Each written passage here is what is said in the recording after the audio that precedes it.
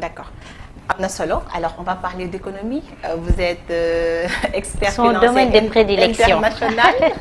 Alors, on va parler d'économie. Alors, après une forte croissance de l'économie ici au Sénégal en 2021, avec 6,5%.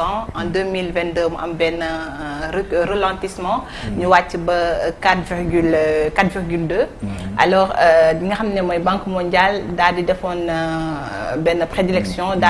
2023, nous avons 4,5%. Alors, juste quelques précisions. Je pense que, Bala Maïwarti économie sénégalaise, nous avons déjà rappelé le contexte, l'environnement macroéconomique mondial en 2024. Géostratégique. Voilà, géostratégique. D'après nos analyses, c'est une année où la macroéconomie internationale est difficile et ça va être aussi, elle sera incertaine en 2024. Oui. Donc, encore une fois, on vit dans un monde d'économie de marché, un monde globalisé où un pays seul ne peut pas évoluer sans prendre en compte son écosystème. Ouais. La mondialisation. La mondialisation. C'est le premier point. Donc, conjoncture mondiale, il fait nécessairement, relativement, par rapport à impacter à la fois ses conditions politiques, ses conditions économiques, ses conditions sociales. Donc, li am solo moy souvent xarañteefu homme politique yi nek ñu mëna anticiper di planifier di am lu économie résiliente lool nak lu ñuy tabax la et donc choc yi nga xamni da fay mo xam Covid la mo xam guerre russo-ukrainienne mo xam guerre Hamas bi ak sen risque de propagande li ñu naan le fer de lance de l'économie mondiale manam li aduna bi li koy téye moy souvent ñaari réew la moy États-Unis ak Chine les États-Unis buñu ak Chine buñu baxé souvent bu ñom ñoy donner le ton après yenen dëkk top ci après les BRICS après les pays émergents donc économie mondiale bi fiñu tollu moy les pays avancés ñom dañoo xawa nek ci ralentissement voilà les États-Unis ñom dañoo am quelques problèmes yo xamni entre guillemets quelques yu ñu wara gérer un moy ndax sen politique de taux d'intérêt bi ñuy def dañuy continuer di def dañ koy yok wala dañ koy ralentir ndax aussi sen marché de l'emploi dafa commencer won di am ay ralentissement sur les créations d'emplois ñi nga am aussi bëgguma dugg trop ci technique bi mais les banques régionales américaines yi nga xamni dañoo amone ay faillite l'année dernière donc aussi ak ñu def nouvelle règle lan lay jeexital bi muy am ci le système américain aussi élection yi ñi ñëw en novembre aussi incertitude la donc élection amul rek Sénégal am États-Unis Trump dina bokk ak du bokk etc. Donc boo jëlee Chine aussi malheureusement ñoom depuis quelques années c'est une politique zéro Covid bi ñu am niñ ci génnee dafa leen xaw a daaneel dafa leen xaw a fragiliser tuuti c'est-à-dire que Chine en 2010 dañu doon def 10% de croissance léegi bu ñu defee 5% donc dañuy seen croissance day faible te la Chine c'est 30% de la demande mondiale si la Chine va mal le monde va mal c'est la première puissance commerciale du monde voilà donc lors d'un koy xool ensuite li ngay xool mooy les BRICS parce que les BRICS tu as Brésil Chine Inde etc. lu ñu gis mooy y a un flux massif de capitaux yu jóge maanaam comme xaalis bu jógee Chine dem Inde ay dëkk Asie du Sud parce que Inde nekk na puissance boo xam ne ngi développé wu boo xoolee 2024 ñoom ñu leen projeté à peu près à 6,5%. Donc ci croissance mondiale boo xam ni nee nañu dina nekk autour de 2,9%. maanaam croissance mondiale bi du am doole torop ndax boo xoolee ci les 20 dernières années à peu près dañuy nekk autour de 3,8%, 4%. bëgguma dugg ci débat technique bi expliquer voilà le fait que en fait Banque mondiale dafa def une prévision pour le Sénégal que dinañ am 4,5 alors que ni ANSD dafay wax ne ñun 4,5 la ñu am alors que Banque mondiale pour 2023 bi dafa woon dañuy am 4,7. à peu près selon nos analyses après Banque mondiale FMI man li ma gis mooy sur l'année 2023 déjà on sera à peu près à 4,2 man loolu laa gis %. En 2021 je donne ko woon à peu près 6,1 la woon %. parce 2022 mu daal di 2020 parce que dañoo encore une fois loolu mooy wane ni macroéconomie dafay am solo économie faible yi lépp lu am ci chaîne de transmission bi lépp choc exogène bu am maanaam choc lépp loo xam ne jafe-jafe la bu nekk ci àdduna bi ci réew yoo xam ne amul doole noonu dafay impacté moo tax nag état bi man gëm naa ni loolu c'est une bonne mesure jël 750 milliards def ko ci subvention au prix mënoon na gën a metti en 2022 jëlaat 600 milliards ci budget 2023 bi def ko pour wàññi dundin bi waaye loolu solution temporaire la solution bi am solo mooy ñu def politique boo xam ni lépp lu ñuy mën a di suñu dundin gi lu ci ëpp di jóge ci biir réew mi maanaam ñu yokk bay dundee et puis di dundee li ngay lekk di lekk li ngay dundee alimentaire au Sénégal am un secteur privé performant maanaam li may bëgg mooy incha allah bu Amadou Ba jëlee réew mi ñu def ay politique yi nga ak ay mécanismes d'innovation jël partenariat public privé gën ko yokk contenu local ñu gën ko yokk investissement prioritaire les jeunes ñi nga xam ni jàng nañ am nañu xam-xam ñu def politique d'incubation ci ay start-up l'ère du digital alors le rapport 2023 sur la situation économique du Sénégal dafay en fait dafa def ay prévisions di xamal que ni 2024 suñu budget suñu croissance économique sur le PIB dina nekk 9,9%. Selon vous loolu fan lañ ko teg 9,2%. dafay jógee en fait 4,5 exactement dafay xaaral ma wax la chiffre bi exactement parce que loolu aussi nekk na lu may xool avec précision dafay jógee parce que ANSD quand même 4,5 la wax et le rapport sur la situation économique du Sénégal 9,2% la en fait lu tax mu wax loolu c'est pour man jàngat ko yomb na mooy croissance hors hydrocarbures en 2023 amuñu dañoo yaakaaroon ne dañuy am déjà l'arrivée des recettes liées à l'exploitation du pétrole et du gaz après ak Covid bi ñu décalé ko donc 2023 ñu dem 2020 mais ci 2023 bi on est à peu près à 4,1% de croissance loolu mooy li nga xam ni 2023 loolu la ñu yaakaar mais 2024 la ñuy dem 9,2%.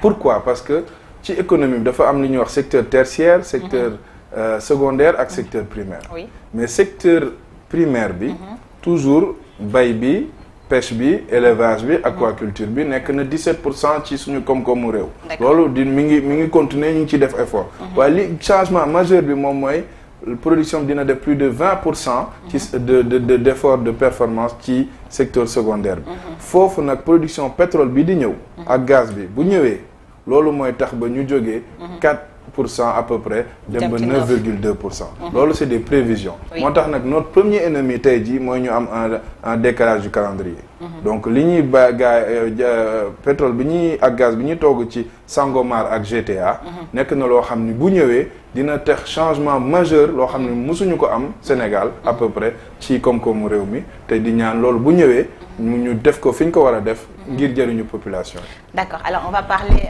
de la dette publique du Sénégal qui a augmenté à un rythme accéléré quand même et boo fàttali ko récemment en juin li nga xam ne mooy FMI octroyé woon na Sénégal 1000 milliards de francs CFA au titre du mécanisme voilà élargi de crédit MIMEC.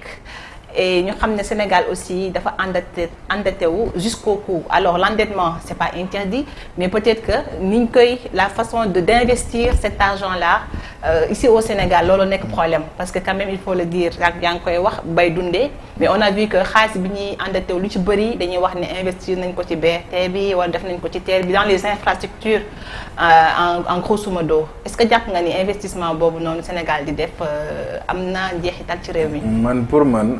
Débat bi ñuy wax ci dette bi c'est un faux débat naam dëkk bi am nañu endettement bu yokku depuis plusieurs années aujourd'hui l'État central ñu ngi ci endettement à peu près de 69 et quelques %, donc limite bi 70 la donc ñu ngi ci limite bi. On est à 73 je crois. 73. Non loolu da ngay yokku les agences boo yokkee les agents l'État central. oui l'État central dette publique am. oui c'est autour de 69 et quelques %. oui nekkul 70 donc ñu ngi ci toujours les critères de convergence bi UEMOA joxe. à cette dette da ngay yokku toutes les agences les établissements publics yooyu noonu da nga koy yokk boobu da ngay gën a yokk la dette à peu près ñu ngi plus de 13 000 milliards de dettes. Effectivement. Voilà donc là dama lay jox exemple. les États-Unis ñu ngi ci 120% de ratio dette sur le PIB. la France ñu ngi ci plus de 110%. amul benn réew ci àdduna bi benn réew je dis bien boo xam ne mi ngi développé wu. sans dette di développé wu te doo endetté wu xam nga lan moo am solo. mooy leb bi may leb ndax maa ngi koy dugal fi nga xam ni am na njëriñ. effectivement loolu moo am solo. ba pare deuxièmement ndax yaa ngi am discipline budgétaire buy tax ni. yaa ngi def effort ci mobiliser les ressources internes. yaa ngi aussi def effort bi nga xam ni. yaa ngi am jéem a réduire le train de vie de l'État ak allègement de la dette. oui donc pour man le débat de la dette mooy ba pare aussi am na yenn yu am solo. premièrement. mooy le niveau ñu ne risque d'endettement modéré risque de surendettement bi ñu am. mais loolu ci année 2024 bi la. te ci année 2024 bi dafa nekk une li ñu naan benn photo boo xam ne boo ko xoolee 2025 day changer. déficit déjà boo xoolee. suñu dette maa ngi doon xoolaat ay chiffres bi may ñëw. croissance boo xoolee en dehors de pétrole beeg gaz bi ba pétrole ak gaz bi am na solo lool pour ñun. mais li am solo aussi mooy ñun lan la ñuy def sans pétrole ak gaz ndax c'est des revenus très volatiles. en fonction de marché bi ni muy doxee mën nga am plus mën nga am moins. waaye Sénégal jàpp nañ ni 6% de croissance la ñuy am. ci 2024 bi boo ci génnee pétrole ak gaz mu doon une performance par rapport ak 4,2% yi. ensuite ci déficit bi. ñi ngi baissé dépenses yi ñuy dépensé. ci dépenses yi ñuy dépensé gis naa ni am na plus de souveraineté budgétaire. maanaam dépense d'investissement yi moo ëpp dépense de fonctionnement yi. te loolu aussi looy xool la. donc ci besoin de financement yi ñu am c'est vrai que dette bi nekk na 2138 milliards. ak 840 milliards déficit bu ñu jëli. amortissement de la dette nekk 1248 milliards ak yeneen 50 milliards yoo xam ni dañuy couvrir ay opérations extérieures waaye li am solo mooy déficit bi nekk na luy wàcc 3 virgule à peu près 3,8% 9% en 2024. et l'État sénégalais s'est engagé en 2025 à être en dessous des 3%. donc déjà ñu ngi wàññi charge u déficit bi maanaam entre les ratios dépenses ak budget de fonctionnement ak recettes yi. waaye aussi encore une fois nekkuñu situation boo xam ni dañu am une dette alarmante. mais 15 pays sur le Sénégal 15 pays en Afrique. ont toujours ñoo bokk même qualification. aussi li ñu naan la qualité de crédit. maanaam Sénégal am na une bonne note. on est BA3 loolu mooy une note boo xam ni ci Afrique. ñoo Côte d'Ivoire ñoo yem note. donc ça veut dire que ñun tey jii li dette xam nga loolu mooy problème mooy tey jii boo amoon choc court terme. da ngay am problème. mais am na xaalis boo xam ne mi ngi dugg. Sénégal mi ngi def effort. ñu ngi mobiliser ay ressources internes dette publique bi ñu ngi koy jéem a jàppale secteur privé local bi. ñu gën a góorgóorlu xaalis bi di tourner nit ñi di ci am liggéey di am. lu ñu dundee mais est-ce que problème bi tey bu fekkee ne tout le monde parle de la dette est-ce que du intérêt bi ñu war a fay moo bëri parce que il faut le rappeler en 2022 je crois que plus de 4024 et quelques milliards la ñu fay en intérêt. contrairement en 2022 bi nga xam ne 350 milliards la woon est-ce que du taux d'intérêt bi ñu war a fay c'est en fait c'est ce qui alarme. mon scénario mooy li ma sama analyse mooy bi ñu Covid ñëwee. aussi dañoo am engagé ay dépenses yu bëri pour aussi résilience pour dëkk bi. ñu mën a dund donc dañoo taxaw sinon bu ñu ko deful woon Sénégal am nañ pour performance boo xam ni bi Covid jotee 2019 2020 on n'est pas entré en récession c'est-à-dire que croissance était toujours positive. quand le monde était à moins 3,1%. donc ça veut dire que l'économie sénégalaise. même bu fekkee am na jéego yu ñu def c'est une économie résiliente ñu ngi ci yoon bu baax encore une fois la trajectoire est bonne. il faut renforcer nos capacités et apporter une croissance endogène ci suñu biir dëkk. maintenant li ngay wax noonu. la dette xam nga lan toujours pour man le débat mooy l'emploi des ressources. mais c'est pas le problème. le problème c'est nan la ñuy def. ci dette bi la ñuy def ndax fi ñu koy def. voilà fa ñu koy def baax na ñu ngi investir aussi il y a des sociétés comme Petrosen. au Sénégal est-ce que jàpp nga ni l'affectation de ces ressources là fi ñu ko def baax na. man pour man c'est tant que c'est dans l'investissement. tant que c'est pour le legs intergénérationnel c'est pour les générations futures baax na. tant que ñu koy def ci parce que dette bi aussi fan lañ ko def ñu ko def ci transport de masse yi ñu ngi ko def ci hôpitaux yi ñu ngi ko def ci universités yi ñu ngi ko def ci tali yi dinoo xam ne loo xam ni yow chaque jour nit ñi ñu ngi koy jëfandikoo. mais est-ce que le fait que ñu centraliser lépp fii ci Dakar alors que Sénégal n'est pas Dakar seulement mais tey boo nee TER bi c'est ici boo nee BRT c'est ici boo nee yeneen yi nga xam ne def nañ ko ci wàllum infrastructure c'est ici à Dakar alors que ni y a d'autres raisons en attente. li Macky Sall def man li ma ci équité territoriale ak inclusion ak politique de territorialisation gisuma loo xam ni président yi fi njëkkoon def am nañu résultat yi pour man le Sénégal du rek Sénégal les ponts qui sont construits les ponts qui sont construits Sénégambie pont de Foundiougne les ports qui sont en train d'être faits ce qui est les universités à Kaolack les hôpitaux à Kaffrine Kédougou Sédhiou yooyu yëpp pour man c'est pas Dakar rek c'est vrai que Dakar c'est la capitale encore une fois 0,3% du territoire avec des millions d'habitants mu nekk une sururbanisation fii dañoo war a gën a développer transport yi mais nag loolu moom nekkul loo xam ni du Sénégalais yi gis naa ni man TER bi ñu ngi koy jël am na succès am na njëriñ cher na cherul nekkoon na débat léegi kenn waxatu ko pour man li am solo mooy que ñu nekk dans le sens de l'histoire l'histoire mooy dëkk bi li ñu soxla mooy ñuy dem ci progrès di dem ci espérance nit ñi am yaakaar ni war nañ ci mën a juddoo màggee fi toog fi am fi njëriñ